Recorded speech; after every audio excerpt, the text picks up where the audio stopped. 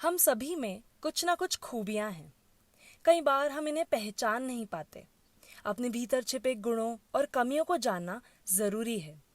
हमारे अंदर के गुणों को और बढ़ाने से हम में आत्मविश्वास भी बढ़ता है। यह आत्मविश्वास ही हमें सफलता दिलाता है। स्वयं के गुणों, कमियों, जीवन मूल्यों को जानना स्वजागरूकता के अंतर्गत आता है। आज हम स्वजागरूकता, आत्मविश्वास और आत्मसम्मान को और अच्छे से जानने का प्रयास करेंगे। तो चलिए देखते हैं, गुणों और कमियों को जान करें खुद से खुद की पहचान। आज खेलने जाने का मन नहीं है मेरा।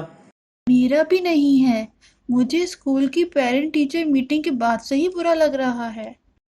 हाँ, गांव के कितने ही बच्चे स्कूल नहीं जाते। जितने नाम दर्ज हैं उनमें से आधे ही आते हैं। ये तो ठीक नहीं है। मुस्कान, चलो खेलें। आज मन नहीं है। क्यों? घर में कोई समस्या है?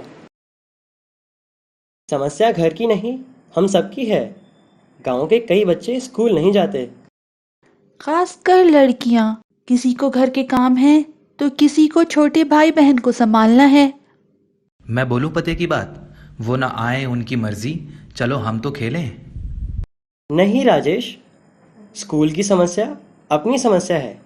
हमें कुछ करना होगा। एक एक को समझाना तो कठिन होगा, सबको एक साथ बताएं तो। आइडिया! हम एक नाटक खेलते हैं, उसे देखने सबको बुलाएंगे। वाह! तो फिर नाटक मैं लिखूंगी।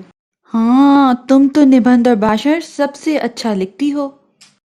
मैं बोलूं पते की बात, धीरे धीरे 4 दिन में लिखेगी, बीरबल की खिचड़ी धीरे ही पकेगी। चुप कर, मैं तो आज ही लिख दूंगी फटाफट। पक्की बात, फिर तो हम कल से प्रैक्टिस शुरू कर देंगे।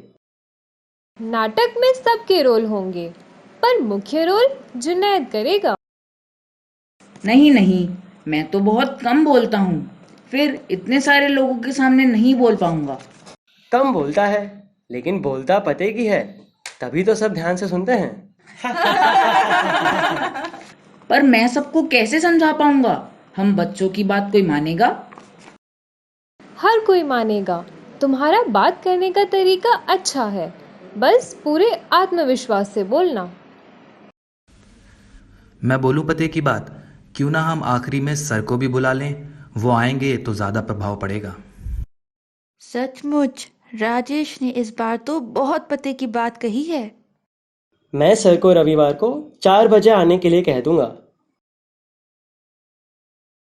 पूरे गांव में सबको खबर करेगा कौन? पैदल चलना तो मेरे बस की बात नहीं, आलसी जो हूं।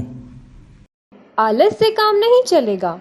नाटक की सूचना तो हमें आज से ही देनी होगी। मेरे पैर में मोच लगी है, वरना मैं काजी जी से कह देता, वे नमाज के बाद सबको इत्तला कर देते।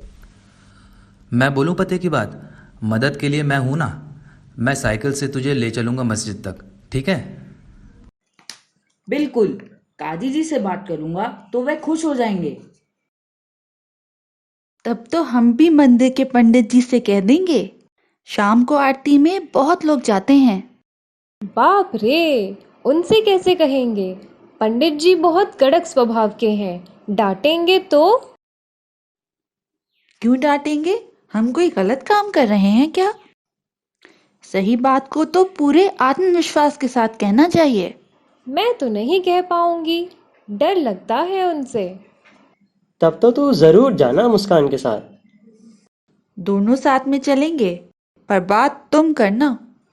बहुत मजा आया नाटक करने में। अपना जुनैद तो छा गया। मुझे तो भरोसा ही नहीं था कि मैं बोल पाऊंगा, डर रहा था मैं तो। बोलते समय तो तुम बिल्कुल नहीं डरे, तभी तो सर भी खुश हुए। इसने हिम्मत से मन के डर को भगा दिया। अब तुम कभी बोलने में नहीं घबराओगे। जल्दी चलो, जल्दी चलो, प्रिंसिपल सर सबको बुला रहे हैं। क्यों? प्रिंसिपल सर ने सबको क्यों बुलाया होगा? क्या नाटक की खबर स्कूल तक पहुंच गई होगी? जानने के लिए देखें अगला अंक। देखी गई कहानी के अनुसार हम कुछ मुद्दों पर चर्चा करेंगे। क्या अक्सर ऐसा होता है कि स्कूल में लड़कियां कम आती हैं? यदि हाँ, तो उसके क्या कारण हैं? माधव और मुस्कान क्यों चिंतित थे? कहानी में चारों दोस्तों में कौन कौन से गुण नजर आते हैं?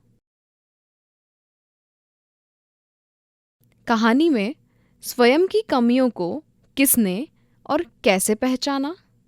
जुनैद का डर कैसे गायब हुआ? स्वयं की कमियों को पहचान कर दूर करना क्यों जरूरी है? आत्मसम्मान और आत्मविश्वास होना क्यों जरूरी है? अब हम आत्मविश्वास के साथ जीना और स्वस्थ संबंधों पर बात करेंगे।